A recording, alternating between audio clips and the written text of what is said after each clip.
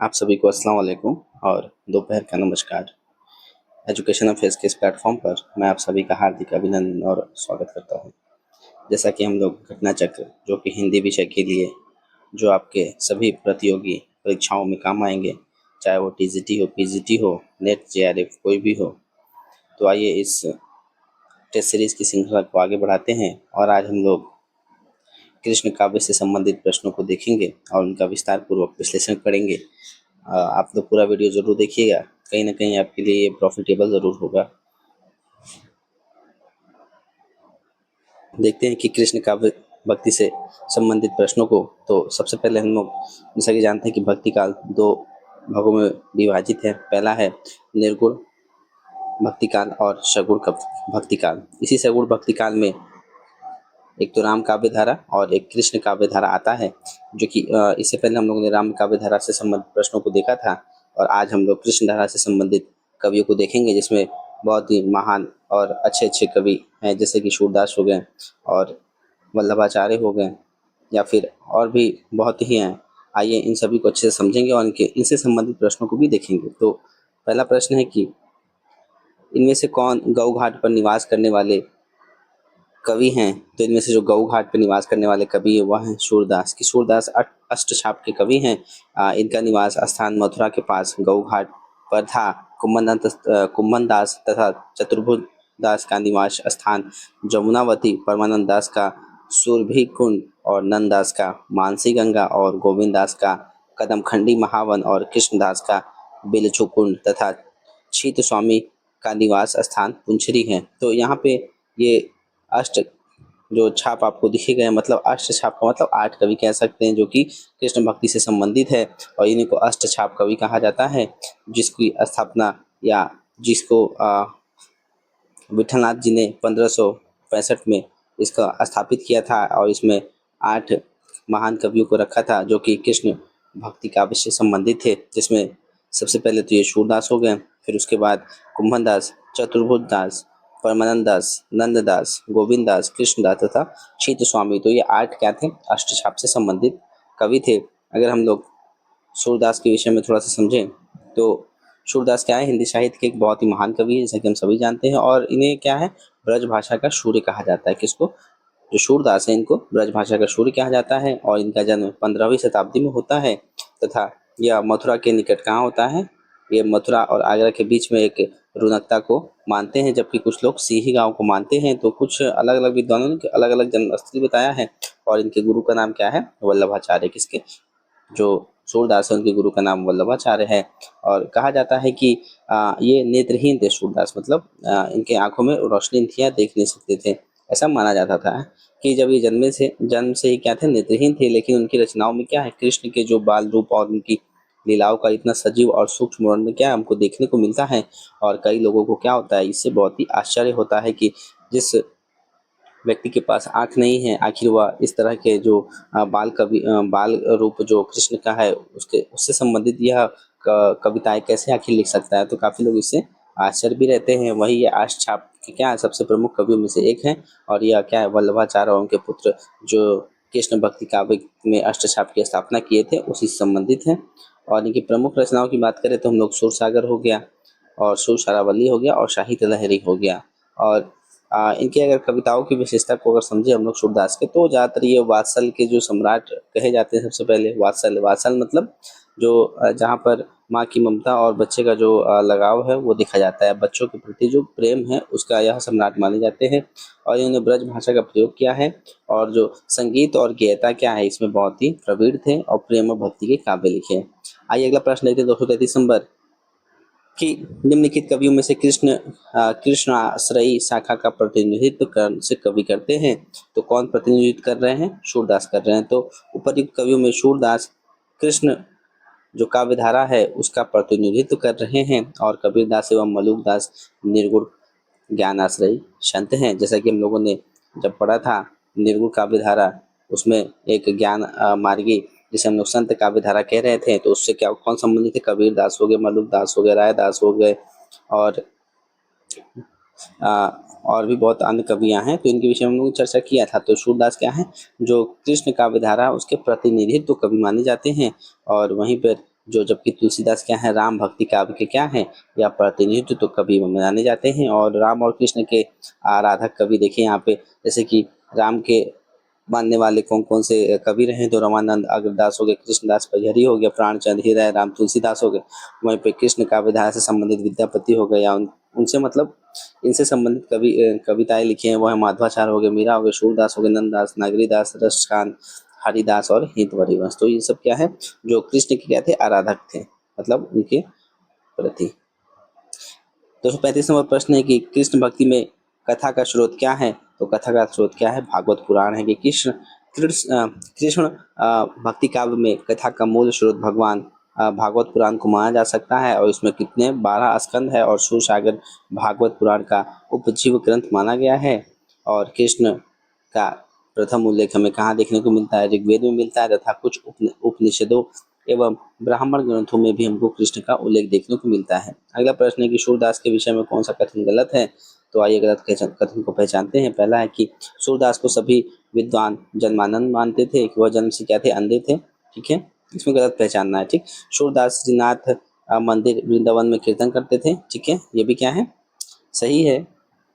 पहला वाला क्या था, गलत है। देखिए, सूरदास वल्लभाचार्य के शिष्य थे, जो हमने देखा, प्रभव हो सब पतितन को राजा, पर निंदा मुखपुरी रहो जग, यह निशान नित बाजा। तो यह क्या है, पंक्तियां, ये पंक्तियां सूरदास से संबंधित हैं। परंतु यहाँ पे जो पहला कथन था वो क्या है, गलत है, कि सूरदास को सभी विद्वान आनंद मानते थे। तो ऐसा नहीं है, सब लोग उनको जो जन्म से हैं अंधे नहीं मानते थे, कुछ कवि मानते थे। देखिए, भाव प्रकाश हरिराय कृत भाव प्रकाश हरिराय कृत और निज वार्ता जो गोकुलनाथ कृत के आधार पर सूरदास अंधे माने गए। ठीक है, इनके आधार पर क्या माना गया है कि सूरदास थे वो जन्म से अंधे थे, किंतु जो राधा कृष्ण के रूप सौंदर्य का सजीव चित्रण, नाना रंगों का वर्णन, सूक्ष्म पर्यवेक्षणशीलता आदि गुणों के कारण अधिकतर विद्वान क्या है, सूरदास को जन्मानंद जो जन्म से है अंधे स्वीकार नहीं करते हैं। कि इस तरह की आखिर कैसे सजीव वो चित्रण कर सकते हैं, अलग अलग रंगों से क्या है वह भर देते हैं काव्य को।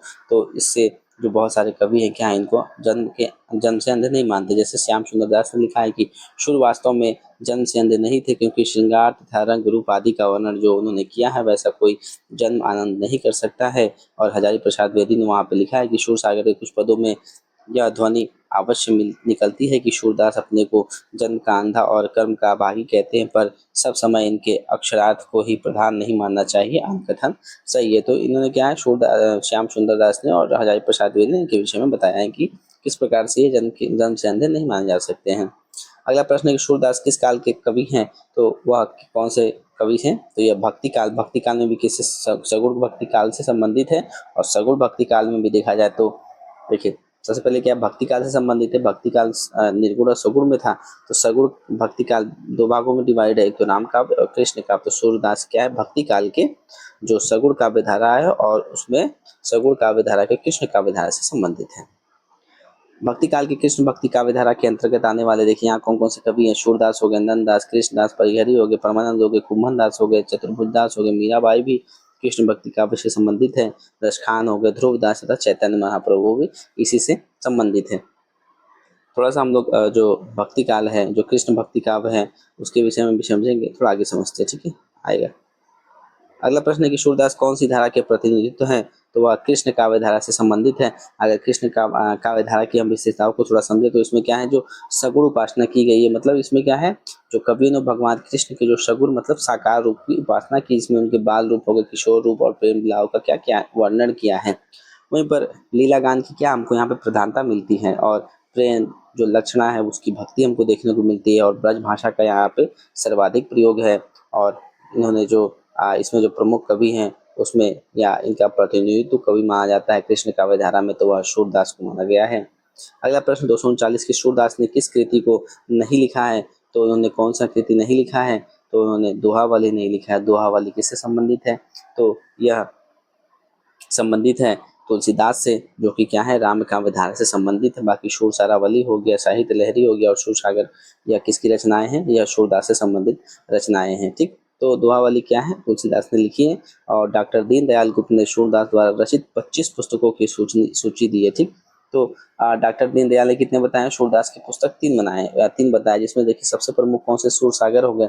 सुर सरावली हो गए, साहित्य लहरी हो गई, सुर पचीसी हो गई, सुर रामायण हो गए और सुर साठी और राधा रसकेली हो गए। तो इनके जो अगर काव्य देखें तो हम उसमें सुर नाम को जरूर मिलता है, तो इससे आप आसानी से याद कर सकते हैं। ठीक, अगर आगे देखते हैं प्रश्न 240 नंबर में से सूरदास की कृति कौन सी है? तो इनमें से सूरदास की कृति कौन सी है? तो वह है साहित्य लहरी। अगर साहित्य लहरी के विषय में थोड़ा समझे तो यह क्या है, एक लघु और महत्वपूर्ण रचना है। ठीक, छोटी रचना है जिसमें अगर इसकी रचना काल की बात करें तो हम लोग लमसम 1550 ईस्वी के आसपास यह रचना लिखी गई है, जो साहित्य लहरी है। और इसमें कितने इसमें जो पदों की संख्या है तो इसमें 118 जो दृष्टिकूट पद है वो मिलते हैं। और दृष्टिकूट का क्या अर्थ होता है कि इन पदों का अर्थ सीधा नहीं होता बल्कि गूढ़ और रहस्यपूर्ण होता है। तो साहित्य लहरी में 118 दृष्टिकूट पद है। दृष्टिकूट पद हम लोग समझ गए कि जैसे कि उनका अर्थ क्या हमको सीधा नहीं मिलता है, कहीं ना कहीं उसमें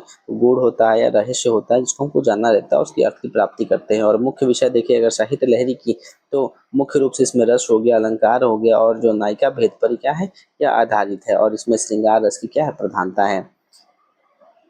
अगला प्रश्न है कि सूरसागर किस भाषा में कृति है? तो जैसा कि हम जानते हैं या इससे पहले हम लोग चर्चा किया कि कृष्ण काव्य धारा से संबंधित जितने भी कवि है ज्यादातर लोगों ने क्या है ब्रज भाषा में काव्य लिखा है। तो आचार्य रामचंद्र शुक्ल के अभाव में जो सूरसागर को ब्रज भाषा का ही पहली रचना मानते हैं। इनमें से सुर की रचना कौन सी है? तो इनमें से सुर की रचना कौन सी नहीं है? तो इसमें से जो रास पंचाध्यायी है वह सूरदास की नहीं है। इसमें सुर सागर, साहित्य लहरी और सुर शारावली यह किसकी है? सूरदास की है। बट रास पंचाध्यायी यह सूरदास की नहीं है। ठीक, रास पंचाध्यायी की रचना किसने की है? नंददास ने। अगर नंददास के विषय में समझे तो यह क्या भक्ति काल के एक महान कवि हैं और जिन्होंने अष्टछाप के कवियों में प्रमुख स्थान। तो ये क्या है, जो नंददास है ये भी अष्टछाप कवियों में ही आते हैं जिस प्रकार से सूरदास आते हैं। और इनका जन्म माने तो नंददास का जन्म 16वीं शताब्दी में हुआ था, उत्तर प्रदेश में हुआ था। ठीक, कहाँ पे हुआ था? उत्तर प्रदेश के सोरो कुरुक्षेत्र में हुआ था। और यह अष्टछाप के कवियों में से क्या थे? एक थे। और इनकी रचनाओं की बात करें तो यहाँ सबसे पहले रचना हम लोगों ने देखा रास पंचाध्यायी है। और क्या है, यह इनका बहुत ही प्रसिद्ध ग्रंथ है। और इसमें क्या है, रोला छंद में कृष्ण की जो रास लीला का बहुत ही सुंदर इसमें काव्यमय वर्णन किया गया है। उसी प्रकार से इनका सिद्धांत पंचाध्यायी हो गया, किसका? नंददास की रचनाएं। एक तो सिद्धांत पंचाध्यायी हो गया, इसमें भी रासलीला के जो दार्शनिक पक्ष है उसका वर्णन है। फिर वहीं पे भंवर गीत भी इनके द्वारा लिखा गया है। अगर अन्य रचनाओं की चर्चा करें तो उसमें दशम स्कंद हो गया, रुक्मिणी हो गया, मंगल, रुक्मिणी मंगल हो गया, रूप मंजरी, मान मंजरी, तो ये सब इनकी रचनाएं हैं। अगला प्रश्न 243 की श्रृंगार और वात्सल्य रस का सम्राट किसे कहा गया है? तो वह सूरदास को कहा गया है। ठीक, जो श्रृंगार और जो वात्सल्य है या बच्चों के जो प्रति प्रेम है या किसको माना गया है? तो यह सूरदास को माना गया है। देखिए, श्रृंगार और वात्सल्य रस का सम्राट सूरदास को कहा जाता है। सूर के भाव चित्रण में वात्सल्य भाव को श्रेष्ठतम कहा जाता है। वात्सल्य भाव के पदों की विशेषता यह है कि उनको पढ़कर पाठक जीवन की नीरस और जटिल समस्याओं को भूलकर उनमें मग्न हो जाता है। दूसरी ओर भक्ति के साथ श्रृंगार को जोड़कर उनके संयोग एवं वियोग पक्षों का जैसा मार्मिक वर्णन सूर ने किया है वह अन्य बहुत ही मिलना बहुत ही मुश्किल हो जाता है।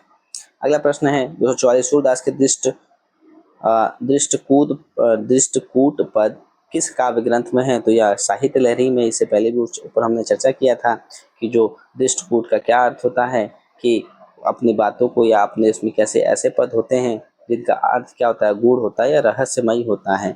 और इसमें अर्थ गोपान शैली में राधा कृष्ण, देखिए यहाँ पे लिखा ना अर्थ गोपान मतलब अर्थ को क्या है, एक गोपनीय तरीके से बताया गया है इसमें। उसी को दृष्टकूट या दृष्टिकूट पद कहा जाता है। साथ ही अलंकार निरूपण की दृष्टि से भी इस ग्रंथ का महत्व है। और सूरसागर की रचना भागवत की पद्धति पर 12 स्कंदों में हुई है।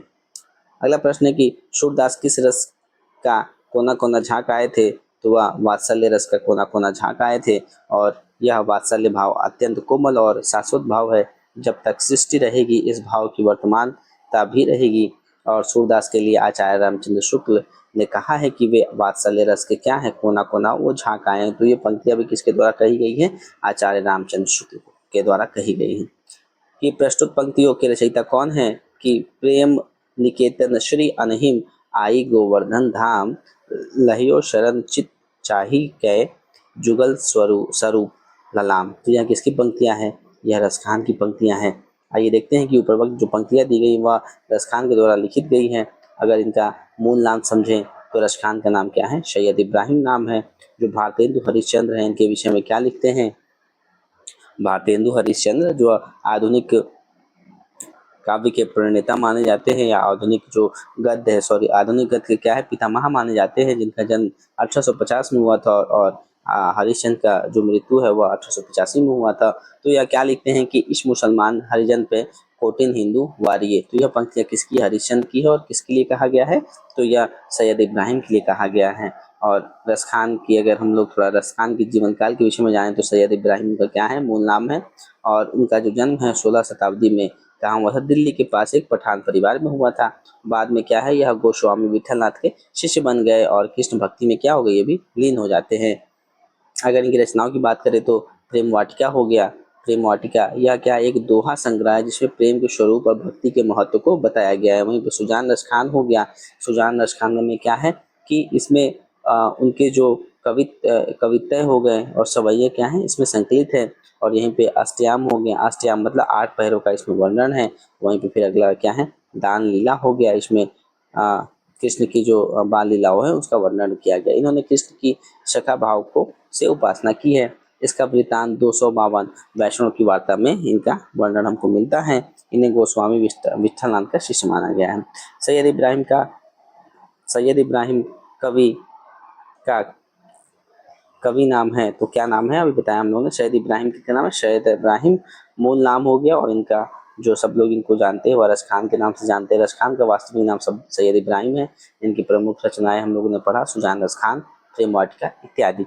रसखान का वितरण 200 वैष्णव की वार्ता में मिलता है और उससे ज्ञात होता है कि लौकिक प्रेम से कृष्ण प्रेम की ओर उन्मुख हुए। और इनकी प्रसिद्ध क्या कौन सी कृति है? वह प्रेम वाटिका। तो यह क्या है?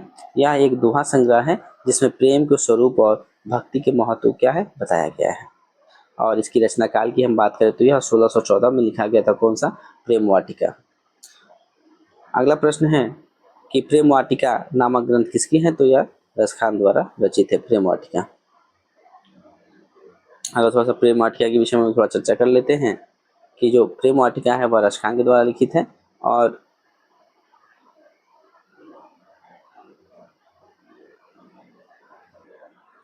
ठीक है, जो प्रेम वाटिका है वह रसखान के द्वारा रचित है। और अगर हम बात करें तो इसका समय लमसम 1614 ईस्वी माना गया है प्रेम वाटिका का।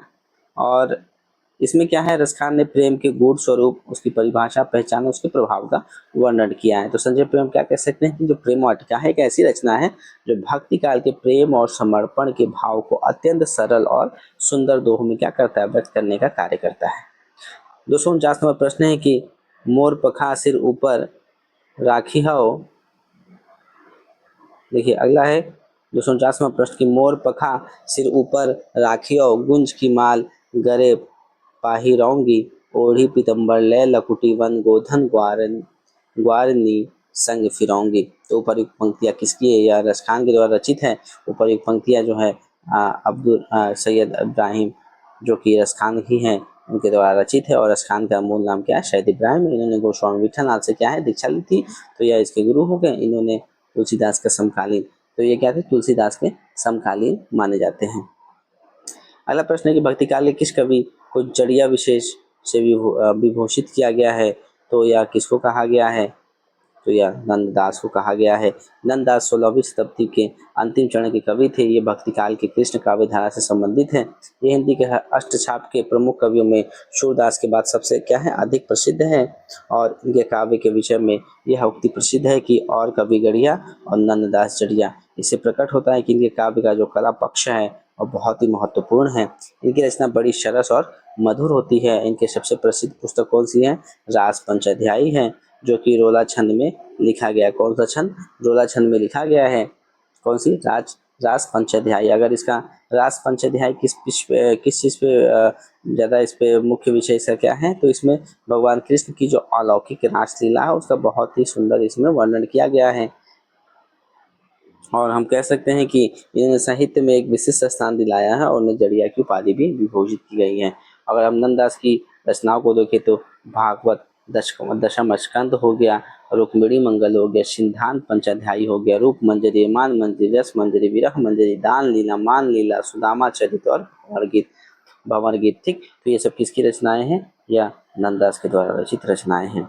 अगला प्रश्न है, देखिए इसमें और भी महत्वपूर्ण कुछ तथ्य है कि अनेकार्थ मंजरी क्या है? एक प्रकार का क्या है? कोश है। ठीक, एक तरह का डिक्शनरी कह सकते हैं अनेकार्थ मंजरी। वहीं पे मान मंजरी क्या है? अमर कोश है, के आधार पर शब्द के पर्यायवाची ही लिखे गए हैं। ठीक, ये पर्यायवाची वाले हो गए। और रूप मंजरी क्या है? यह नंददास का लघु एक आख्यानिक काव्य है। और भंवर गीत क्या है? उसका मूल उद्देश्य क्या होता है कि निर्गुण निराकार ब्रह्म की उपासना का खंडन करते हुए सगुण साकार कृष्ण की भक्ति की स्थापना करना यह भंवर गीत का उद्देश्य होता है। वहीं पे सिद्धांत पंचाध्याय की हम बात करें तो कृष्ण की रासलीला से यह संबंधित है। और नंददास का जो भंवर गीत है, शूर के भंवर गीत के समरूप भी माना जाता है, परंतु दोनों में क्या हमको अंतर देखने को मिलता है। जहाँ पे भंवर गीत में उद्धव, नंद, यशोदा, साथ ही गोपियाँ के कृष्ण विरह जनित संताप को शांत करने जाते हैं, वहीं नंददास के भंवर गीत में उद्धव के आने का प्रयोजन केवल गोपियों को ही समझाना है। ठीक, तो इन दोनों में क्या अंतर है, थोड़ा सा हम लोग समझ गए हैं। आगे देखते हैं कि रास पंचाध्यायी में किस छंद का प्रयोग किया गया है। तो रास पंचाध्यायी र से रास और र से रोला, इस तरह से आप याद कर सकते हैं। नंददास की किस कृति पर मुग्ध होकर उन्हें जड़िया की उपाधि मिली है? तो यह रास पंचाध्यायी की जो रास पंचाध्यायी काव्य है, इसी पे इनको क्या है? जड़िया की उपाधि मिली है। नंददास किस काव्य धारा से संबंधित है? तो यह कृष्ण काव्य धारा जो कि सगुण काव्य के अंतर्गत ही आता है, यह इसी से संबंधित है। और अगर कृष्ण काव्य धारा की विशेषताओं को समझे तो इसमें सगुण के क्या है? महत्व हो गया, लीला गान की प्रधानता है, वात्सल्य और श्रृंगार रस है, ब्रज भाषा का इसमें प्रयोग है, संगीत और क्या है? योग्यता है इसमें, और लोक कल्याण की इसमें भावना भी हमको देखने को मिलती है। सुदामा चरित के लेखक कौन है? तो सुदामा चरित के लेखक कौन है? नंददास है। वहीं पे भ्रमर गीत परंपरा में भंवर गीत की रचना किसने की है? तो यह नंददास ने की है। किसने की है? नंददास ने की है भंवर गीत का की। जो भ्रमर गीत परंपरा हिंदी साहित्य में कृष्ण भक्ति काव्य की एक क्या है? महत्वपूर्ण शैली है, जिसकी शुरुआत सूरदास के भ्रमर गीत से हुई है ना, ऐसा माना जाता है। और इस परंपरा के में क्या है? उद्धव गोपी संवाद के माध्यम से निर्गुण भक्ति पर क्या करते हैं? सगुण की श्रेष्ठता को स्थापित करने का प्रयास करते हैं। और अगर भंवर गीत की बात करें तो इसमें मुख्य रूप से जो उद्धव गोपी संवाद हो गया, ज्ञान पर प्रेम की विजय हो गई, वियोग श्रृंगार हो गया, प्रतीकात्मकता, यह सब हमको देखने को मिलती है। रस, अगला प्रश्न है कि रस मंजरी किस कवि की कृति है? तो रस मंजरी किसकी है? तो यह नंददास की कृति है, कि नंददास के द्वारा यह लिखा गया है और यह प्रसिद्ध रचना है। अगर हम लोग इनके मुख्य विषय को समझे तो इसमें नायिका भेद हो गया, जैसे कि रस मंजरी का विषय क्या है? नायिका भेद है, और इन्होंने जो रस और प्रेम है उस पर बल दिया है। अगला प्रश्न है कि रास पंचाध्याय के लेखक कौन है? तो नंददास है। देखिए यहाँ पे क्या लिखा है, रास पंचाध्याय के लेखक कौन है? तो नंददास ने पंचाध्याय की रचना की। इसी नाम से रहीम ने भी क्या है? अब्दुल रहीम खान खाना, नवल सिंह कायस्थ, हरिराम व्यास ने भी एक काव्य लिखा, तो इसी नाम से लिखा है। ठीक है, रास पंचाध्याय से। नंददास का पर्याय कोश ग्रंथ कौन सा है? तो वह है अनेकार्थ मंजरी। कि अनेकार्थ, अनेक अर्थ मतलब अनेकों अर्थ मिलते हैं किसमें हमको? पर्यायवाची में। तो यह क्या है? पर्यायवाची का एक कोश है, एक डिक्शनरी हम लोग कह सकते हैं। और इसके मंगलाचरण में शुद्धाद्वैत संबंधी दार्शनिक विचारों को प्रकट किया गया है। और मान मंजरी में भी अमर कोश के आधार पर शब्दों के पर्यायवाची लिखे गए हैं। मीरा की भक्ति किस प्रकार की थी? तो यह माधुर्य भाव की थी। मीरा की भक्ति माधुर्य भाव काफी हद तक पाया जाता था। वह अपने जो इष्ट देव कृष्ण की उद्भावना, प्रियतम या पति के रूप में क्या करती थी? उनको मानती थी, कृष्ण को। और उनका मानना था कि इस संसार में कृष्ण के अलावा कोई पुरुष और है ही नहीं। और इन्होंने अपने बहुत से पदों की रचना की तथा राजस्थानी मिश्रित भाषा में इन्होंने किया था। और इसके अलावा कुछ क्या किए? विशुद्ध साहित्य ब्रज भाषा भी लिखी। थोड़ा सा मीराबाई के विषय में समझते हैं कि इनका जन्म कब हुआ था? 1500 शताब्दी में हुआ था। और इनका विवाह किससे होता है? तो यह मेवाड़ के राजा महाराणा सांगा के पुत्र किससे होता है? भोजराज से होता है। बट विवाह के बाद कुछ सालों के बाद भोजराज की मृत्यु हो जाती है और यह भक्ति मार्ग को अपना लेती है ना। तो वहीं पे फिर मंदिरों में जो होता है यह भजन कीर्तन करती है। और इनकी प्रमुख रचनाओं की बात करें तो मीरा पदावली हो गई, इनकी क्या है? एक काव्य संग्रह है। और मीरा ने क्या किया है कि अपनी अटूट भक्ति और साहस से समाज में क्या है? एक मिसाल कायम की है और भक्ति साहित्य में अपना एक अद्वितीय स्थान बनाने का प्रयास किया है। मीराबाई का मलार किसकी कृति है? तो यह मीराबाई के द्वारा ही लिखा गया है। मीराबाई का मलार, मीराबाई का मलार मीराबाई की कृति है और भक्तिकालीन साहित्य में मीराबाई ने कुल 4 ग्रंथ लिखे हैं। वो हो गए नरसिंह जी का मायरा, गीत गोविंद का टीका, राग गोविंद और राग सोर था। यह सब किसके द्वारा है? मीराबाई के द्वारा। और इसके अतिरिक्त क्या है, उनके गीतों का संकलन हमको मीराबाई की पदावली में देखने को मिलता है, जिसमें प्रमुख खंड है नरसिंह जी का मायरा, मीराबाई मलार या मलार राग और गरबा गीता या मीरा की गरबी या रुक्मिणी मंगल, नरसिंह मेहता की हुंडी या आदि। अगर अन्य तथ्य देखें तो मीराबाई क्या है? रविदास की शिष्या हैं। तो रविदास या रैदास जो कि क्या है? भक्ति काल में निर्गुण काव्य धारा के अंतर्गत संत काव्य में आते हैं। तो इन्हीं की क्या है? यहाँ शिष्या है मीराबाई। और मीराबाई ने चित्तौड़ में रविदास छतरी का निर्माण कराने का कार्य किया है। और वहीं पे मीरा की उपासना क्या है? माधुर्य भाव है, जैसे कि हम लोगों ने ऊपर भी पढ़ा। अगला प्रश्न है कि मीराबाई की उपासना क्या है? तो वह माधुर्य भाव है। फिर 262वां प्रश्न है कि मीराबाई के गुरु कौन थे? तो वह रैदास है। रैदास किसके गुरु थे? तो यह मीराबाई के गुरु थे। मीराबाई की रचना नहीं है, तो कौन सी नहीं है? प्रेम वाटिका। प्रेम वाटिका किसकी है? तो यह रस खान के द्वारा रचित है। बाकी रुक्मिणी मंगल हो गया, नरसिंह जी मेहता की हुंडी हो गई, नरसिंह जी का मायरा हो गया, ये सब किसके द्वारा रचित है? मीराबाई के द्वारा रचित है। नरसिंह जी का मायरा किसकी रचना है? तो नरसिंह जी का मायरा यह मीराबाई के द्वारा है। वृंदावन में मीराबाई की मुलाकात किस कृष्ण भक्त कवि से हुई? तो इनकी जो मिलन है, भेंट किससे होती है? वह जीव गोस्वामी से होती है। जब जीव गोस्वामी से मिलने मीराबाई वृंदावन गई तो उन्होंने मीराबाई से क्या है? मिलने से इनकार कर दिया। क्यों? क्योंकि क्या थी? वह स्त्री, एक स्त्री है, इस वजह से वह जो रूप गोस्वामी, जीव गोस्वामी है, वह मिलने से मना कर देते हैं। तो उन्हें देखना भी क्या है? जीव गोस्वामी को पसंद नहीं है स्त्रियों को। तो मीरा ने क्या, इस पे हंसते हुए क्या उन्होंने कहा कि पूर्ण विश्वास है कि संसार में सिर्फ कृष्ण की ही एकमात्र पुरुष है, शेष क्या है? सभी स्त्रियां हैं। यह सुनकर जीव गोस्वामी की काफी शर्मिंदा हुए और अपनी गलती को सुधारते हुए उन्हें मीराबाई से मुलाकात की। अगला प्रश्न है कि इनमें से पुष्टि मार्ग कवि कौन है? तो इनमें से जो पुष्टि मार्ग के कवि है वह कौन है? सूरदास को पुष्टि मार्ग का कवि माना गया है। कि वल्लभाचार्य ने ब्रजमंडल में जिस कृष्ण भक्ति का प्रतिष्ठित किया, उसका दार्शनिक आधार शुद्धाद्वैतवाद दर्शन है। साधना और व्यवहार क्षेत्र में शुद्धाद्वैतवाद दर्शन के साथ जिस भक्ति के स्थान दिया गया, उसका आधार उन्होंने पुष्टि मार्ग बताया है। भगवान के अनुसार अनुग्रह या कृपा का नाम ही क्या है? पोषण, यही पुष्टि है। और इसी पुष्टि का पुष्टि मार्ग की भक्ति पद्धति अवलंबित है। वल्लभाचार्य के अनुसार पुष्टि मार्ग ही सर्वश्रेष्ठ मार्ग है। उन्होंने जीव के 4 भेद बताए हैं: प्रवाही पुष्ट भक्त, मर्यादा पुष्टि भक्त और पुष्टि पुष्ट भक्त तथा शुद्ध पुष्ट भक्त, जो भगवान के अनुग्रह पर निर्भर होकर भी मर्यादा अनुसार कर्म करते हैं। और वे मर्यादा पुष्ट तथा जो केवल अनुग्रह मतलब कृपा का अवलंब होते हैं या लेते हैं, शुद्ध पुष्ट भक्त हैं। वल्लभाचार्य ने जिस पुष्टि मार्ग भक्ति संप्रदाय की स्थापना की थी, उनका उसका जीन हिंदी उसका जिन हिंदी भक्त कवियों द्वारा पल्लवन किया गया, उन्हें अष्टछाप के कवि कहा जाता है। इन अष्टछाप कवियों ने सूरदास क्या है? सब सब शामिल है, अतः वे पुष्टि मार्ग कवि माने गए हैं। और सूरदास, सूरसागर, सूर छलावली हो गया, साहित्य लहरी हो गया, या सूरदास के द्वारा रचित रचनाएं हैं। वल्लभाचार्य द्वारा रचित ग्रंथ अगर हम बात करें तो वह कौन सा है? अणुभाष्य है, जो वल्लभाचार्य के द्वारा रचित है। और इनके अन्य ग्रंथ अगर हम बात करें तो सुबोधनी टीका, भागवत तत्व दीप निबंध, पूर्व मीमांसा भाष्य, गायत्री भाष्य, विद्वान मंडल हो गया, मंडन हो गया, फिर उसके बाद पत्रावलंबन, पुरुषोत्तम सहस्र नाम, यह सब किसकी रचना है? वल्लभाचार्य की। और भागवत पुराण के अनुसार भगवान का अनुग्रह ही पोषण या पुष्टि है। आचार्य वल्लभ ने इसी भाव के आधार पर अपना पुष्टि मार्ग चलाया और इसका मूल सूत्र क्या है? उपनिषदों में पाया जाता है। कठोपनिषद में भी कहा गया है कि परमात्मा जिस पर अनुग्रह करता है उसी को अपना साक्षात्कार कराता है।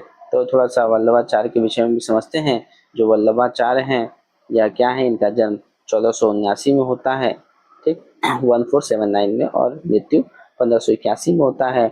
और इन्हें क्या है? पुष्टि मार्ग नामक वैष्णव संप्रदाय के क्या है? या संस्थापक माने जाते हैं। उन्होंने कौन सा दर्शन दिया?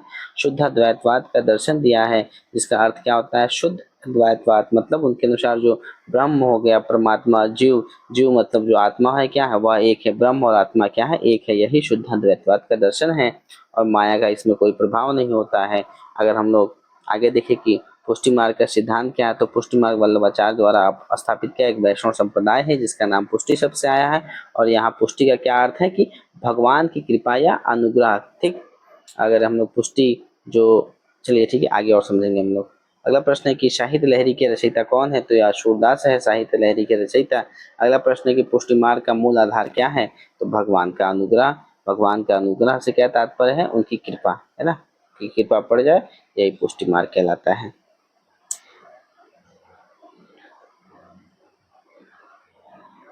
अगला प्रश्न है कि पुष्टि मार्ग का प्रवर्तक किसे कहा गया है? तो यह वल्लभाचार्य को कहा गया है कि पुष्टि मार्ग का प्रवर्तन वल्लभाचार्य ने किया। पुष्टि मार्ग भक्ति में पुष्टि भगवत अनुग्रह या कृपा हो जाता कहा जाता है। इस मार्ग के अनुसार भक्ति के 3 प्रकार बताए गए हैं: मर्यादा भक्ति, प्रवाह भक्ति एवं पुष्टि या शुद्ध भक्ति। तो सूरदास वल्लभाचार्य के क्या है? शिष्य है, और ये अष्टछाप के प्रमुख कवियों में से आते हैं। कौन? सूरदास। और वल्लभाचार्य का पुष्टि मार्ग शुद्धाद्वैतवाद दर्शन पर आधारित है। वल्लभाचार्य के गुरु विष्णु स्वामी थे। वल्लभाचार्य की प्रमुख रचनाएं कौन सी? पूर्व मीमांसा भाष्य, ब्रह्मसूत्र भाष्य या आणु भाष्य, उसके बाद श्रीमद् भागवत की टीका तथा तत्वदीप निबंध है। और वल्लभाचार्य कृष्ण काव्य धारा के प्रवर्तक माने जाते हैं। ठीक, तो प्रवर्तक कौन है? कृष्ण काव्य धारा के प्रवर्तक है वल्लभाचार्य। ठीक, और अगर हम लोग इसमें प्रतिनिधित्व कवि की बात करें तो इसका प्रतिनिधित्व किसने किया है? सूरदास ने किया है। ठीक, काव्य धारा के प्रवर्तक माना गया वल्लभाचार्य को, कृष्ण काव्य धारा के, और प्रतिनिधि कवि किसको माना गया है? तो वह सूरदास को माना गया है। इसका ध्यान रखेंगे। अगला प्रश्न कि वल्लभाचार्य ने जिस कृष्ण भक्ति की प्रतिष्ठित किया उसका दर्शन आधार क्या है? तो हम लोगों ने अभी देखा था, तो कौन सा? शुद्ध अद्वैतवाद का दर्शन है, जहाँ पर परमात्मा और आत्मा क्या है? दोनों अलग नहीं है, सेम है। तत्वदीप निबंध किसकी रचना है? तो यह रचना वल्लभाचार्य के द्वारा रचित है। निम्नलिखित में से किसने पुष्टि मार्ग की स्थापना किया? तो वह वल्लभाचार्य ने किया है। वल्लभाचार्य द्वारा रचित ग्रंथ का क्या नाम है? तो यह ग्रंथ है अणु भाष्य है, जो इनके द्वारा लिखा गया है। कृष्ण काव्य धारा के प्रवर्तक कौन है? तो इसके प्रवर्तक स्वामी वल्लभाचार्य माना जाता है। और अगर वहीं पे हम लोग प्रतिनिधि कवि की बात करें तो वह कौन है? सूरदास है। इसमें से कृष्ण भक्त कवि कौन नहीं है? तो इसमें कौन नहीं है? तुलसीदास नहीं है, क्योंकि यह राम भक्ति काव्य से संबंधित है। बाकी सूरदास, रसखान, कृष्णदास ये किससे संबंधित है? तो यह भक्ति काल के कृष्ण काव्य धारा से संबंधित है। 277वां प्रश्न है कि कई चिंतन एवं कलाधारों का योगदान मिलता है। तो कहाँ मिलता है? हम लोग को कृष्ण धारा का, भक्ति धारा में मिलता है। क्यों? यहाँ पे देखिए कौन कौन से चिंतन एवं कलाधारों का योगदान हमको देखने को मिलता है।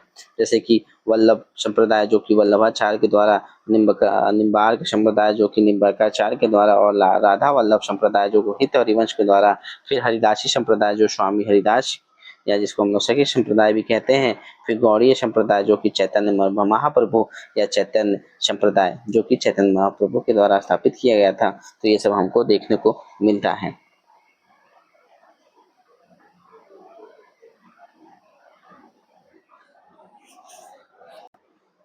अगर इन संप्रदायों की बात करें तो जैसे कि वल्लभ संप्रदाय है, जो कि वल्लभाचार्य के द्वारा दिया गया है, और इनका दर्शन जैसा कि हम लोग जानते हैं शुद्ध अद्वैतवाद है, शुद्ध अद्वैत, जिसमें क्या है? शुद्ध ब्रह्म। इसमें इस दर्शन के अनुसार क्या है? ब्रह्म परमात्मा और जो जगत है वो क्या है? दोनों ही उसी ब्रह्मा के ही क्या है? अंश माने जाते हैं, और यह माया से मुक्त मानी जाती हैं। और इसमें भगवान कृष्ण के बाल रूप की सेवा और उपासना पर विशेष बल दिया था। किसमें? वल्लभ संप्रदाय में। वहीं पे अगर निम्बार्क संप्रदाय की बात करें, जिसके प्रणेता निम्बार्काचार्य हैं, और जिन्होंने द्वैताद्वैत वाद का सिद्धांत दिया, मतलब भेदाभेदवाद भी इनके सिद्धांत कहते हैं। और ऐसे सिद्धांत का क्या तात्पर्य है? जिसमें मतलब कि कौन से सिद्धांत का? द्वैताद्वैत का, जो कि निम्बार्क के द्वारा दिया गया था। तो इस सिद्धांत के अनुसार जो जीव है, जगत और जो ब्रह्म है, उसमें क्या भेद है? मतलब भिन्न है। और अभेद और एकता दोनों का क्या है? वास्तविक संबंध है। मतलब जीव और जो जगत है ब्रह्म से भिन्न भी है और अभिन्न भी है, ये दोनों मानते हैं। उसके बाद है राधा वल्लभ संप्रदाय, जिसके प्रणेता हित हरिवंश दास हैं। तो यह संप्रदाय क्या है? राधा जी की जो सर्वोच्चता है और जो प्रेम है भक्ति पर, वह केंद्रित मानते हैं। कौन? राधा वल्लभ संप्रदाय। इसलिए इस संप्रदाय का नाम राधा है, क्योंकि इन पे जो राधा है उनको सर्वोच्चता माना गया है इसमें, और यह हित हरिवंश के द्वारा दिया गया है। और इसमें क्या है कि इस संप्रदाय में राधा को कृष्ण से भी क्या है? अधिक महत्वपूर्ण माना गया है। और वहीं पे अगर हरिदासी संप्रदाय की बात करें, जो कि हरिदासी के ही नाम पे पड़ा है, हरिदासी संप्रदाय, और इसे हम लोग हरिदासी संप्रदाय कहते हैं, और इसे सखी संप्रदाय भी कहा जाता है। ठीक है, हरिदासी कहिए या सखी कहिए, हरिदासी संप्रदाय जो कि स्वामी हरिदास के द्वारा दिया गया, इसी को जो है सखी संप्रदाय भी कहते हैं। इसमें क्या है कि इस मार्ग में भक्त स्वयं को राधा की सखी या सहेली मानकर जो है कृष्ण की उपासना करने लगता है और उनका जो लक्ष्य है राधा कृष्ण की रासलीला को देखना और उसमें भाग लेना होता है। वहीं पे अगर गौड़ीय गौड़ीय संप्रदाय की बात करें, जो कि चैतन्य महाप्रभु के द्वारा दिया गया था, जिसे हम लोग चैतन्य, इन्हीं के नाम पर चैतन्य संप्रदाय भी कहते हैं। और इन्होंने क्या दिया, इन्हें अचिंत्य भेदवाद भी कहते हैं। जैसे क्या इसमें अकल्पनीय एकता और भिन्नता पर जोर दिया गया है। अगर इसमें बात करें अच्छे समझे तो इस सिद्धांत के अनुसार भगवान कृष्ण और उनकी जो शक्तियां हैं, जैसे जीव और जगत एक ही है, फिर भी वे क्या है, अलग है, और यह संबंध मानवीय समझ से क्या है, परे है, इनके द्वारा माना गया है। आगे देखते हैं सखी संप्रदाय का प्रवर्तक कौन है। तो सखी संप्रदाय, जैसे कि हमने ऊपर चर्चा किया, स्वामी हरिदास, इसी को हरिदासी संप्रदाय भी कहा जाता है और यह इन्हीं के नाम पर पड़ा हुआ है। इसमें क्या है कि इस संप्रदाय का जो मुख्य सिद्धांत है, वह भक्त भगवान की लीलाओं में सीधे भाग नहीं ले सकते, बल्कि वे सखी के रूप में केवल उन लीलाओं के दर्शक होते हैं। और इसमें अगर उपासक देव की बात करें तो इस संप्रदाय में उपास्य देव क्या है, श्री बांके बिहारी हैं, जो स्वामी हरिदास के इष्ट देव थे। अगर स्वामी हरिदास के विषय में थोड़ा चर्चा कर ले तो इनका जन्म 1480 ईस्वी में माना जाता है और इनका मृत्यु 1575 में माना गया है। ठीक, लमसम 95 वर्ष की आयु रही इनकी। और यह एक महान संत, कवि और शास्त्रीय संगीतकार भी थे और इन्हें संगीत के महान गायक, तानसेन गुरु भी माना जाता था। ठीक, मतलब स्वामी हरिदास को किसका गुरु माना गया है, जो बहुत ही महान गायक रहे हैं तानसेन, उनका इनको गुरु माना गया है। और साहित्य योगदान में अगर बात करें स्वामी हरिदास का, तो इन्होंने अपनी रचनाओं में केलीमाल जैसे ग्रंथों के माध्यम से निकुंज लीला का वर्णन किया है। अगला प्रश्न है, रुद्र संप्रदाय रुद्र संप्रदाय की स्थापना किसने की है। तो वह किया है विष्णु स्वामी ने। विष्णु स्वामी ने। तो रुद्र संप्रदाय की स्थापना विष्णु स्वामी ने की है। और जबकि वास्तव में रुद्र संप्रदाय वल्लभाचार्य के द्वारा प्रवर्तित संप्रदाय के रूप में जीवित है, इसलिए रुद्र संप्रदाय के संस्थापक वल्लभाचार्य को ही माना जाता है। देखिए यहाँ पे इसको समझ लेते हैं, विष्णु स्वामी जो रुद्र संप्रदाय आखिर वो है क्या। तो जो यद्यपि इस संप्रदाय का क्या नाम भगवान शिव का नाम क्या है, रुद्र है के नाम पे है, और फिर भी यह एक वैष्णव संप्रदाय है क्योंकि इसके अनुयायी भगवान कृष्ण की पूजा करते थे। देखिए नाम तो इसका रुद्र है शिव के, बट ये किसके उपासक है, यह कृष्ण के उपासक माने गए, उनकी पूजा करते हैं। और मान्यता है कि भगवान शिव ने ही विष्णु स्वामी को भक्ति का यह मार्ग सिखाया था। और इसमें जो प्रमुख आचार्य है, जैसे कि हमने देखा वल्लभाचार्य इसके प्रमुख आचार्य है, लेकिन इसको क्या है, मतलब हालांकि विष्णु स्वामी इसके संस्थापक माने जाते हैं, इनके संस्थापक विष्णु स्वामी माने जाते हैं, लेकिन इस संप्रदाय को सर्वाधिक प्रसिद्धि या इसको फेमस करने वाले या इनको व्यापकता, इनका प्रचार प्रसार करने वाले कौन थे, महाप्रभु वल्लभाचार्य ने इनको दिया। और वल्लभाचार्य ने ही इस संप्रदाय के जो सिद्धांतों को व्यवस्थित कर पुष्टि मार्ग की स्थापना की। इसी कारण आज यह संप्रदाय वल्लभ संप्रदाय या पुष्टि मार्ग के नाम से भी जाना जाता है। कौन सा, रुद्र संप्रदाय, जो कि विष्णु स्वामी के द्वारा स्थापना की गई थी, परंतु ये जो प्रचार प्रसार है वो वल्लभाचार्य के द्वारा किया गया, इसलिए आज इसको हम पुष्टि मार्ग जो संप्रदाय है उसके नाम से भी जानते हैं। अगर दर्शन की बात करें तो वल्लभाचार्य का दर्शन क्या है, शुद्धाद्वैतवाद। और इस संप्रदाय का दार्शनिक मत क्या है, शुद्धाद्वैतवाद है। और इसके अनुसार क्या माना गया है कि जो ब्रह्म की शुद्धता है, मतलब जो ब्रह्म मतलब परमात्मा है, और शुद्ध है वह माया मतलब भ्रम से क्या है, पूरी तरह मुक्त होता है। और जगत जो संसार है उसको झूठा नहीं बल्कि ब्रह्म की वास्तविक अभिव्यक्ति माना गया है। और इस संप्रदाय में जो मुक्ति का ज्ञान या कर्म से नहीं है, बल्कि भगवान कृष्ण या कृपा या उनकी जो पुष्टि मिलती है उससे है। आगे देखते हैं राधा वल्लभ संप्रदाय के संस्थापक कौन है। तो राधा वल्लभ संप्रदाय के संस्थापक कौन है, हित हरिवंश। और राधा वल्लभ संप्रदाय को ही हित हरिवंश संप्रदाय भी कहा जाता है या हरिवंशी संप्रदाय भी कहा जाता है। देखिए राधा वल्लभ संप्रदाय के संस्थापक तथा प्रवर्तक गोस्वामी हित हरिवंश है। इस संप्रदाय में श्री कृष्ण के स्थान पर किसको है, राधा की प्रधानता दी जाती है। और हित हरिवंश कृत हित 84 इस संप्रदाय का प्रमुख ग्रंथ है। और कृष्ण काव्य के प्रमुख संप्रदाय की हम लोगों ने बात किया इससे पहले भी कि निम्बाका संप्रदाय क्या है, निम्बाकाचार्य के द्वारा दिया गया। वल्लभ संप्रदाय वल्लभाचार्य, शकी संप्रदाय स्वामी हरिदास, और चैतन्य संप्रदाय चैतन्य महाप्रभु के द्वारा दिया गया है। अगर हम लोग यहाँ पर चर्चा करें, राधा वल्लभ संप्रदाय के जो संस्थापक है वह गोस्वामी हित हरिवंश माना गया है। इसके विषय में देख लेते हैं। और उनका जन्म कब हुआ है, हित हरिवंश जी का जन्म 1534 ईस्वी में हुआ है। और उन्हें राधा वल्लभ का जो है अवतार माना जाता है। उन्होंने क्या किया, जो वृंदावन है वृंदावन को अपना साधन साधना स्थल बनाया और वहाँ पे क्या है, राधा और कृष्ण की प्रेम लीलाओं का वर्णन किया है और कई पद लिखे और उनमें क्या है, पदों में जो राधा और कृष्ण के प्रेम है उसका भक्ति का गहरा भाव इनमें झलकता है। और यह संप्रदाय भक्ति और प्रेम पर जोर देता है और यह क्या मानता है कि सच्ची भक्ति ही ईश्वर को प्राप्त करने का एकमात्र मार्ग है। अगला नंबर प्रश्न है कि राधा वल्लभ संप्रदाय के प्रवर्तक कौन है? तो हम लोगों ने अभी देखा उसके प्रवर्तक हित हरिवंश दास हैं।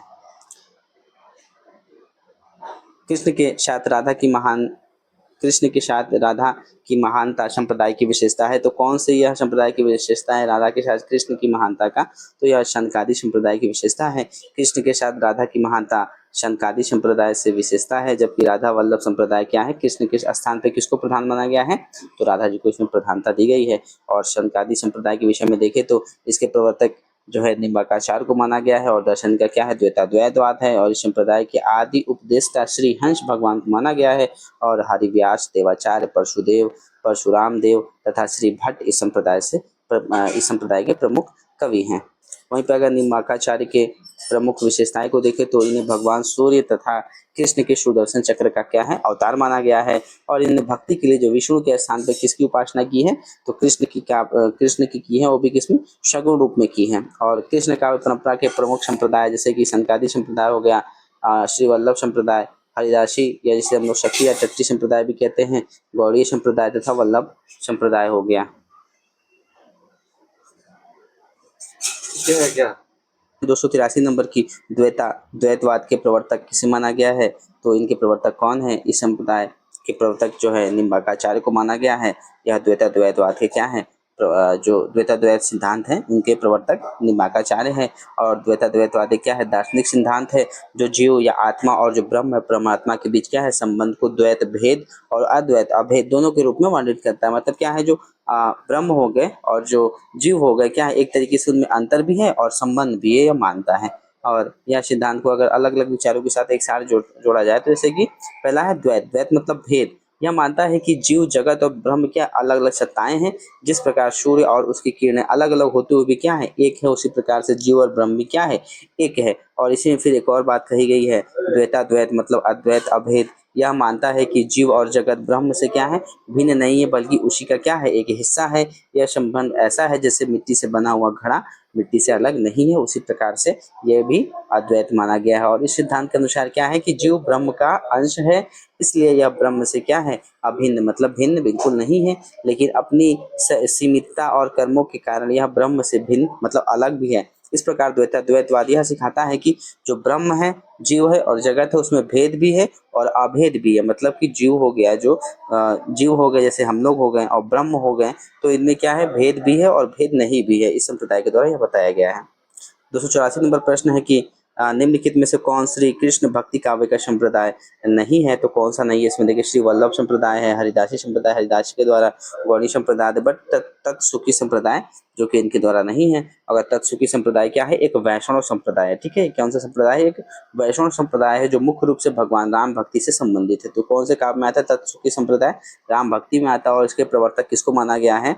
तो इसके प्रवर्तक जो है वह जीवाराम को माना गया है। ठीक, राम संप्रदाय संबंधित है ये राम भक्ति काव्य से, तत्सुखी संप्रदाय। और इसके प्रवर्तक जीवाराम को माना गया है, जिन्होंने युगल प्रिया नाम से भी इनको जाना जाता है। जीवाराम को किस नाम से जाना जाता है? तो युगल प्रिया के नाम से भी जाना जाता है। और इसका क्या केंद्रीय विचार है कि तत्सुखी भाव है। मतलब तत्सुखी भाव का क्या अर्थ है कि स्वयं के सुख के बजाय आराध्य भगवान के सुख को प्राथमिकता देना। मतलब सेल्फ को छोड़ करके जो है भगवान को इसमें प्राथमिकता देना, इसका क्या है, मुख्य उद्देश्य है। तो इसमें क्या है, यह संप्रदाय जैसे श्रृंगार रस को महत्व देता है और इसमें रामायण के विभिन्न प्रसंगों को सखी भाव में गाया जाता है। ठीक, आगे देखते हैं 285 नंबर प्रश्न है कि 84 वैष्णव की वार्ता का संबंध किस संप्रदाय से है? तो यह राधा वल्लभ संप्रदाय से संबंधित है कि 84 वैष्णव की वार्ता का संबंध राधा वल्लभ संप्रदाय से है, जबकि सखी संप्रदाय राधा कृष्ण युगल की उपासना करता है। और रामानुजा संप्रदाय विशिष्टा द्वैतवाद के अंतर्गत वैष्णव धर्म और श्री संप्रदाय क्या है, महालक्ष्मी की उपासना से संबंधित है।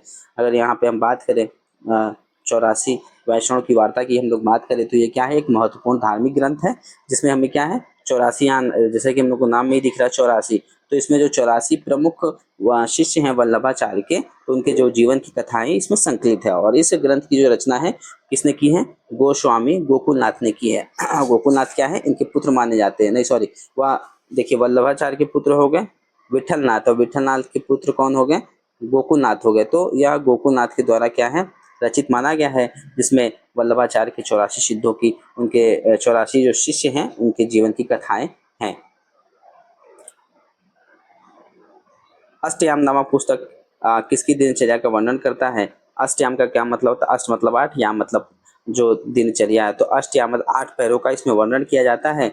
और अष्टयाम नामक पुस्तक देखे तो यह कृष्ण से भी संबंधित होता है, राम से भी संबंधित होता है। देखिए यहाँ पे लिखा गया है कि यह अष्टयाम नामक पुस्तक राम और कृष्ण दोनों की दिनचर्या का वर्णन है। और मध्यकालीन गौड़ीय वैष्णवों और हित हरिवंशी कृष्ण उपासकों ने राधा कृष्ण के अष्टयाम को ही अपना वर्ण विषय बनाया है। और राधा कृष्ण की कीड़ा की अखंड स्मरण भावना रागानुराग भक्ति के मूल तत्व है। और अष्टयाम की परंपरा पद्म पुराण के पाताल खंड में भी दिखाई पड़ती है। और अष्टयाम की रचना कई लोगों के द्वारा किया गया है, जैसे कि जीवानाम ने अपने अष्टयाम रचना में सीताराम की अष्टयाम लीला का वर्णन किया है। जैसे कि जीवानाम ने अपने पुस्तक में किसका क्या है? तो उनकी रचना जो सीताराम है उसमें अष्टयाम क्या है? राम और सीता पे है। और कुछ ने अपनी रचनाओं में राम की लीला का सिर्फ वर्णन किया है। यही कारण है कि इसको अलग माना गया है, मतलब इसमें राम और कृष्ण की उपासना की जाती है। अगर अगला देखते प्रश्न कि चित्त स्वामी किस धारा के कवि हैं? तो यह अष्टछाप काव्य धारा से संबंधित है। चित्त स्वामी अष्टछाप धारा के कवि थे। वे मथुरा के निवासी हैं। कौन? चित्त स्वामी। और इनकी प्रारंभिक जीवन अत्यधिक उच्छृंखल और दंडपूर्ण था। ये कविता और संगीत दोनों में क्या थे? बहुत ही अच्छे थे। और इनके द्वारा रचित पदों की संख्या कितनी है? 64 बताई गई है। और चित्त स्वामी शीर्षक से उनके पदों का क्या है? संकलन हमको देखने को मिलता है। ठीक, अष्टछाप के कवियों के में जो पिता पुत्र का संबंध है वह किसका है? तो हम लोग जैसे जानते हैं कि जो कुम्भन दास हो गया और चतुर्भुज दास हो गया वो क्या है?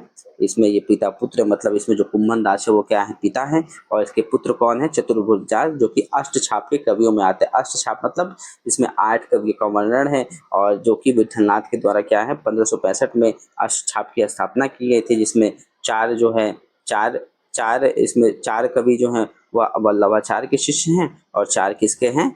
वह विठलनाथ के शिष्य हैं। आइए इसको देखते हैं कि अष्टछाप की स्थापना सन 1565 ईस्वी में गुसाई विठलनाथ ने किया था, जो वल्लभाचार्य के पुत्र है। ठीक, तो वल्लभाचार्य के पुत्र कौन हो गए? विठलनाथ हो गए। विठलनाथ के पुत्र कौन है? गोकुलनाथ हो गए। और अष्टछाप में कुल 8 कवि थे, जिनमें कुम्भन दास तथा चतुर्भुज दास में पिता पुत्र का संबंध माना गया है। और जो ये क्या है? कृष्ण काव्य धारा से संबंधित है। ठीक, देखते हैं कि वल्लभाचार्य के वो 4 शिष्य कौन कौन है। तो वल्लभाचार्य के शिष्य हैं, सबसे पहले हैं कुम्भन दास, फिर है सूरदास, फिर है कृष्णदास, फिर है परमानंद दास। तो कुशु कृप ऐसे याद कर सकते हैं आप लोग, कुशु कृप। कु से हो गया कुम्भन दास, सु से सूरदास, कृ से कृष्णदास और क से परमानंद दास। तो ये किसके शिष्य हो गए? ये वल्लभाचार्य के शिष्य हो गए। और वहीं पे अगर हम लोग विठलनाथ के 4 शिष्यों की बात करें, तो इसमें जो 4 शिष्य हैं विठलनाथ के द्वारा, वह कौन है? गोविंद स्वामी हो गए, शीत स्वामी हो गए, और उसके बाद नंद दास हो गए, और उसके बाद चतुर्भुज दास हो गए। तो ये कैसे? गोची नंच ऐसे हम लोग याद कर सकते हैं। गोची नंच गोस्वामी, गोविंद स्वामी हो गया, शीत स्वामी, नंददास और चतुर्भुज दास। तो यहाँ पे जो कुम्भन दास है, और देखिए यहाँ पे जो कुम्भन दास है इसी के पुत्र कौन है? चतुर्भुज दास है, जो कि पिता पुत्र का संबंध है। और मिश्र बंधुओं ने नागरी दास को अष्टछाप का 9वां कवि माना है। ठीक, यहाँ पे 8 कवि माने गए, बट यहाँ पे मिश्र बंधुओं ने क्या है? नागरी दास को भी यहाँ स्थान दिया है अष्टछाप में, और 9वां कवि माना गया है किसको? नागरी दास है। किसके द्वारा? मिश्र बंधु के द्वारा। और अष्टछाप में सबसे जो ज्येष्ठ प्रथम कवि माने गए हैं वह कुम्भन दास है। ज्येष्ठ का मतलब जो आयु जब से ज्यादा इसकी अधिक हो या उम्र में जो बड़ा हो, तो किसको माना गया? कुम्भन दास को। और सबसे कनिष्ठ मतलब जो छोटा सबसे माना गया है आयु के अनुसार, तो वह नंददास है। और कुम्भन दास तथा चतुर्भुज दास क्या है? इनका निवास स्थान जमुनावती था। और परमानंद का जो निवास स्थान है वह परमानंद का कहाँ है? शूरवीकुंड था। और नंददास कहाँ के थे? मानसी गंगा था इनका निवास स्थान। और गोविंद दास का निवास कदमखंडी महावन था। और छित स्वामी का जो निवास स्थान है वो पुंचली गोवर्धन पर्वत के पास माना गया है। और अष्टछाप के कवियों का जो वृत्तांत गोस्वामी गोकुलनाथ की 84 वैष्णव की वार्ता है और 252 वैष्णव की वार्ता में मिलता है। ठीक है, तो कहाँ पे इनका हमको उल्लेख मिलता है? 84 वैष्णव की वार्ता और 252 वैष्णव की वार्ता में हमको इनका उल्लेख मिलता है। और कुम्भन दास व चतुर्भुज दास कृषक वर्ग के थे। ठीक, तो कृषक कृषि से कौन जुड़े हुए थे? कुम्भन दास और चतुर्भुज दास। छित स्वामी बीरबल के पुरोहित थे। ठीक, तो छित स्वामी का संबंध किससे बताया गया है? इनके यह पुरोहित थे। ठीक, बीरबल के। अष्टछाप कवियों में सूरदास के उपरांत वात्सल्य रस का सर्वश्रेष्ठ सृजन करने वाले कवि परमानंद दास है। कि अष्टछापियों में अब सूरदास के बाद क्या है? वात्सल्य जो रस है उसका सर्वश्रेष्ठ, मतलब वात्सल्य का मतलब होता है मतलब बच्चों के प्रति जो प्रेम होता है माँ का या पिता का, जब वह दिखाया जाता है तो उसे हम लोग वहाँ पे वात्सल्य कहते हैं। तो सबसे पहले इसमें सबसे अच्छा किसने किया है? सूरदास ने। और इनके बाद कौन आते हैं? परमानंद दास आते हैं। ठीक, और इनमें आयु में सबसे बड़ा कौन है? परमानंद दास माने जाते हैं। ठीक, तो अष्टछाप के विषय हम लोगों ने देख लिया, जिसमें वल्लभाचार्य के कितने शिष्य थे? 4 शिष्य हैं, जो कि सूरदास जिनका नाम जन्म 1478 में होता है। उसके बाद कुम्भन दास जिनका जन्म 1448 में माना गया है। फिर परमानंद दास इनका 1496 में जन्म माना गया है। फिर कृष्णदास जिनका जन्म 1496 में माना गया है। तो ये क्या है? 4 वल्लभाचार्य के शिष्य हो गए। वहीं पे विठलनाथ के भी 4 शिष्य हैं, जिसमें गोविंद स्वामी जिनका जन्म 1505, फिर छित स्वामी जिनका 1515 में जन्म, उसके बाद चतुर्भुज दास जिनका जन्म 1530 में, और उसके बाद नंद दास जिनका जन्म 1533 में माना गया है। ठीक, यहाँ पे जो चतुर्भुज दास है 1530 ईस्वी हैं, और परमानंद दास का जन्म कितना है? 1493 माना गया है। सॉरी, कुम्भन दास का जो इनके क्या है? पिता है। ठीक, इनका जन्म 1448 है। और जो जैसे कि जो कुम्भन दास है उनका जन्म 1448 है, और चतुर्भुज दास जो इनके पुत्र हैं उनका 1530 है जन्म। अगला प्रश्न है कि इनमें से कौन अष्टछाप के संस्थापक माने गए हैं? तो हम लोगों ने ऊपर चर्चा किया कौन है इनके विठलनाथ संस्थापक माने गए हैं। और ये किसके पुत्र हैं? तो यह वल्लभाचार्य के पुत्र माने गए हैं। विठलनाथ माने गए मतलब हैं। ठीक, और अष्टछाप की स्थापना कब हुई थी? तो 1565 ईस्वी में हुआ था। गोस्वामी तुलसीदास के द्वारा इसकी स्थापना कब हुई है? तो यह 1565 में हुआ है, जिसमें 4 शिष्य, जिसमें कितने? अष्ट मतलब 8 हैं, जिसमें वल्लभाचार्य के 4 शिष्य और विठलनाथ के जो शिष्य कितने? 4 माने गए हैं। और अगर वल्लभाचार्य में से सूरदास हो गए, कुम्भन दास, परमानंद दास और कृष्णदास। वहीं वल्लभाचार्य में गोस्वामी, छित स्वामी, चतुर्भुज दास और नंददास माने गए हैं। अगला प्रश्न है कि अष्टछाप की स्थापना किसने की है? तो अष्टछाप की स्थापना विठलनाथ ने की है, 1565 ईस्वी में किया था। अष्टछाप का संबंध इनमें से किस काव्य धारा से संबंधित है? तो यह कृष्ण काव्य धारा से संबंधित है। देखिए, भक्ति काल पढ़ते हैं जब, तो भक्ति काल 2 भागों में डिवाइड है, एक तो निर्गुण और एक सगुण। सगुण भी कितने भागों में डिवाइड है? 2 भागों में डिवाइड है, एक तो कृष्ण काव्य धारा और राम काव्य धारा। तो यही जो कृष्ण काव्य धारा है, इसी में क्या है? अष्टछाप का उल्लेख है, और यह कृष्ण काव्य से संबंधित है। अष्टछाप की स्थापना का श्रेय किस आचार्य को है? तो इसका श्रेय किसको जाता है? विठलनाथ को जाता है, जो कि वल्लभाचार्य के पुत्र हैं। और इसमें कितने? 8 कवि हैं, जो कि 4 किसके शिष्य हैं? वल्लभाचार्य के, और 4 किसके हैं? विठलनाथ के शिष्य हैं। 4 जो वल्लभाचार्य के शिष्य हैं, सूरदास, कुम्भन दास, परमानंद दास और कृष्णदास। ठीक, इनमें अगर देखा जाए तो सबसे जो आयु में बड़े हैं वह कौन है? तो वह कुम्भन दास है। और 4 विठलनाथ की बात करें शिष्यों की, तो गोविंद स्वामी हो गया, छित स्वामी हो गया, नंददास हो गया और चतुर्भुज दास हो गया। तो इसमें सबसे जो आयु में छोटे हैं वह नंददास है, जो कि विठलनाथ के शिष्यों में आते हैं। अष्टछाप में कितने कवियों का वर्णन है? तो 8 कवियों का वर्णन है, जो कि मैंने बताया। अगला प्रश्न है कि अष्टछाप में कौन सम्मिलित नहीं है? तो इसमें कुम्भन दास भी हैं, छित स्वामी भी है, नंददास भी है, बट केशव दास नहीं। केशव दास कहाँ पे किससे संबंधित है? तो यह रीति काल से संबंधित है, और रीति और भक्ति काल दोनों में से ये संबंधित है। कौन? केशव दास। निम्नलिखित में से अष्टछाप के कवि नहीं है, तो कौन नहीं है? कुम्भन दास है, नंददास है और सूरदास है। सूरदास किसके? वल्लभाचार्य के शिष्य हैं। वहीं नंददास किसके? विठलनाथ के। और कुम्भन दास किसके हैं? वल्लभाचार्य के। और रायदास किससे संबंधित है? तो यह संत काव्य धारा से संबंधित है, जो कि निर्गुण काव्य धारा में आता है। तो रायदास या रायदास। इनमें से अगला प्रश्न है कि इनमें से कौन अष्टछाप के कवि नहीं है? तो इनमें से अष्टछाप के कवि कौन नहीं? चतुर्भुज दास है, जो कि वल्लभाचार्य के चतुर्भुज दास, जो कि विठलनाथ के शिष्य हो गए। उसके बाद चतुर्भुज दास मनाते और सूरदास किसके वल्लभाचार्य के शिष्य हो गए। कुमन दास भी वल्लभाचार्य के शिष्य हो गए, बट हरिव्यास क्या है इस जो अष्टछाप है इससे संबंधित नहीं है। सूरदास किसके शिष्य थे, तो जो सूरदास हैं वह किसके शिष्य है, वल्लभाचार्य के शिष्य है।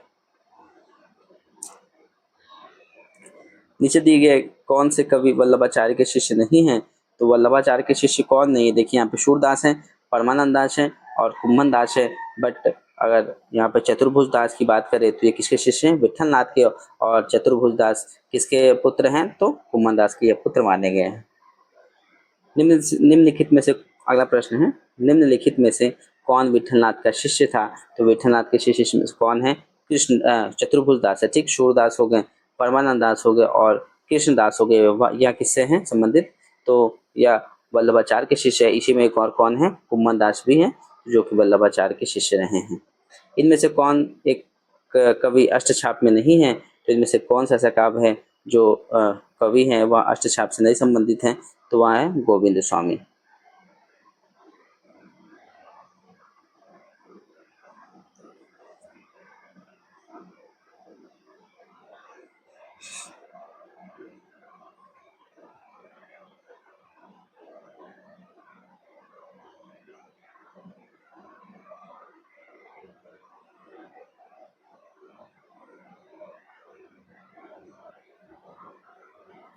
तो इनमें से कवि अष्टछाप में नहीं है, वो कौन नहीं है, तो इसमें कौन से नहीं है, गोविंद स्वामी नहीं है, ठीक।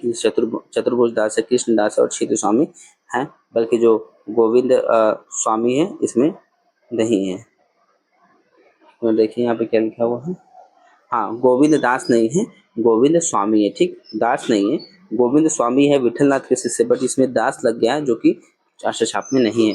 निम्नलिखित में से कौन अष्टछाप में शामिल नहीं है, तो इसमें जो परमानंद दास हो गए, कृष्ण दास हो गए, नंद दास संबंधित है, बट जो सुंदर दास है या इससे नहीं संबंधित है, किससे, अष्टछाप या कृष्ण काव्यधारा से। ये किसमें आते हैं, निर्गुण या जो ज्ञानाश्रयी संत काव्यधारा उससे संबंधित है, जबकि परमानंद दास, कृष्ण दास, नंद दास क्या है, अष्टछाप कवि से संबंधित है। अगला प्रश्न है कि अष्टछाप के प्रमुख जो नंददास हैं वह किसके शिष्य हैं, तो वह विठलनाथ के शिष्य हैं।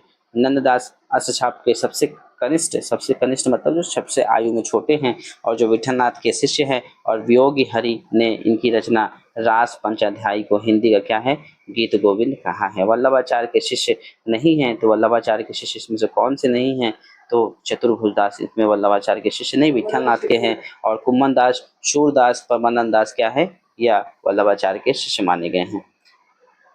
अगला है, निम्नलिखित में से अष्टछाप कवि नहीं है, तो इसमें से अष्टछाप कवि कौन नहीं है, मलुक दास नहीं है। मलुक दास कौन से काव्य से संबंधित है, या भक्ति काल के ज्ञान आश्रय जो कि शब्द काव्य धारा से संबंधित है, और इनका जन्म वर्तमान कहाँ, कौशाम्बी के कड़ा ग्राम में हुआ था जो यूपी में है, और इन्होंने ज्ञान बोध, रतन खान, भक्ति विवेक आदि ग्रंथ लिखे, किसने, मलुक दास ने। और इनका काव्य ध्रुव चरित्र भी क्या है, प्रसिद्ध है। इनकी रचना दोहों में है तथा भाषा कौन सी है, अवधी है।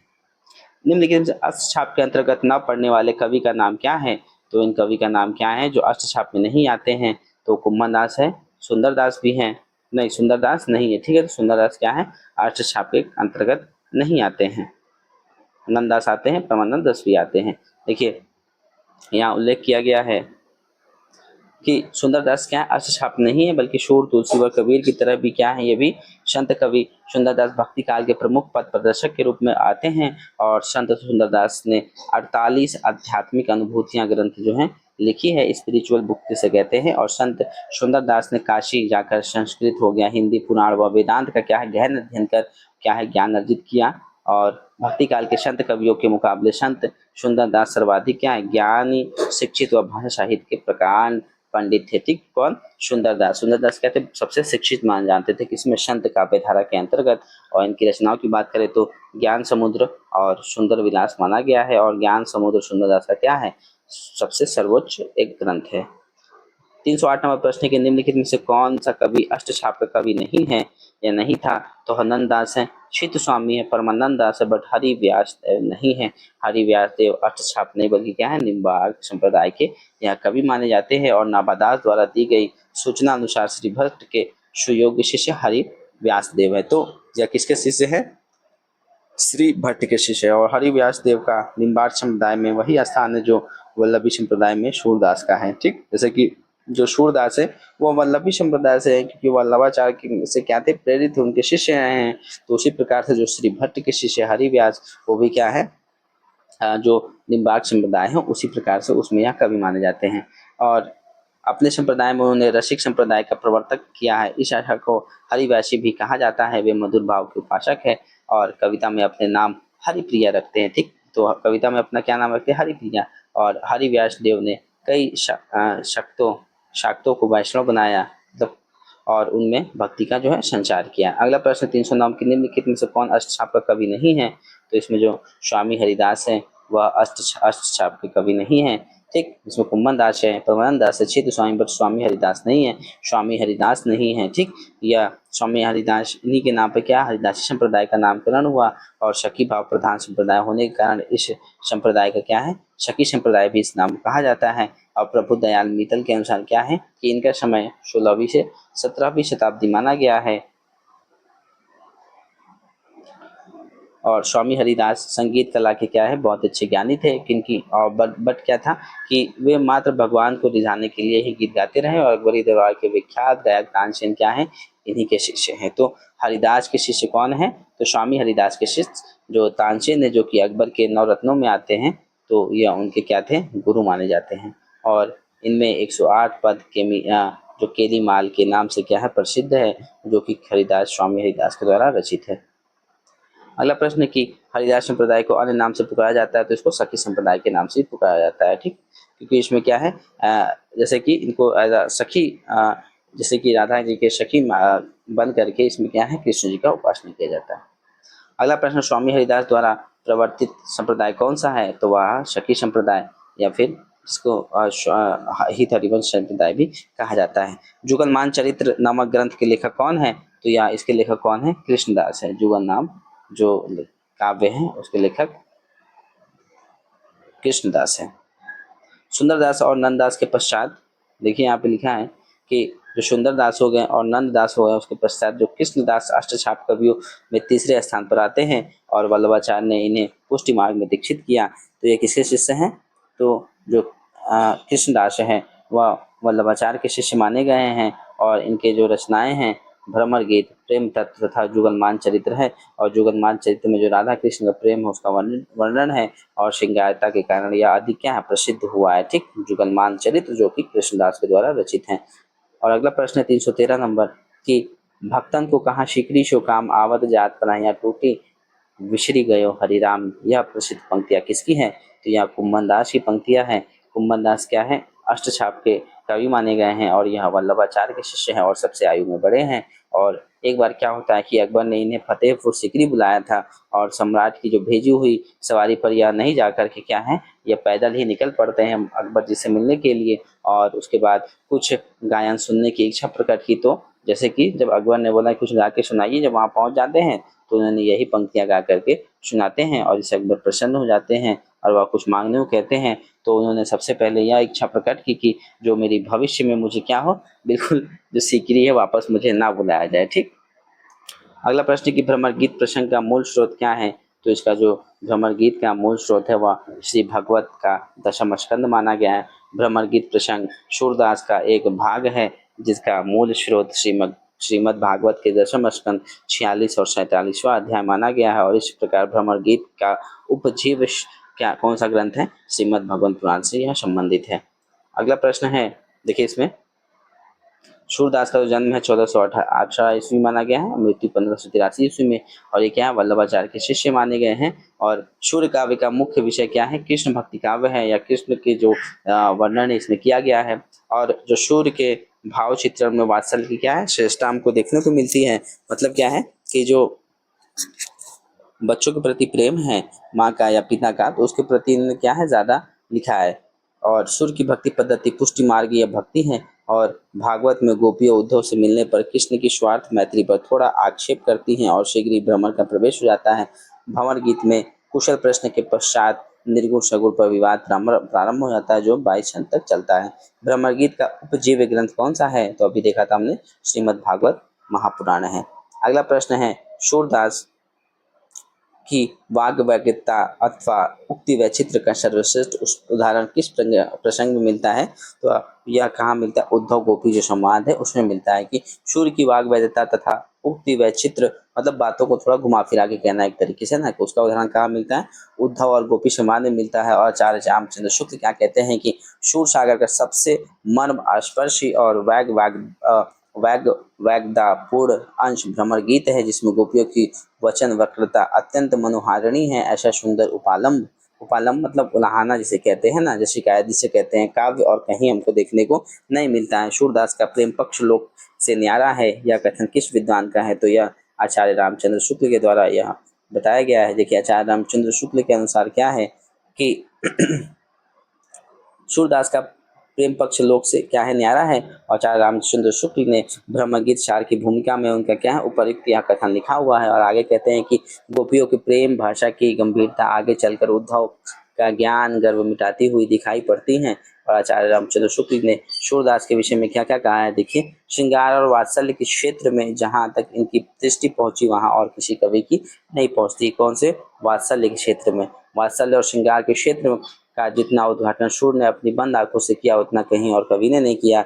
इन क्षेत्रों का क्या है? इन्होंने कोना कोना देख लिया था। किसका? वात्सल्य और श्रृंगार का। ठीक, माना जाता है कि सूरदास क्या थे? बचपन से अंधे थे, तो इस प्रकार से इन्होंने क्या कहा है कि अपने बंद आंखों से इन्होंने किया। और सूरदास की बड़ी भारी विशेषता है कि वह नवीन प्रसंगों की उद्भावना करने में क्या है? बहुत ही श्रेष्ठ कवि माने गए हैं। आप लोग का बहुत बहुत धन्यवाद। आप लोगों ने जो टेस्ट सीरीज देखा, आई होप ये बहुत ही हेल्पफुल रहा होगा।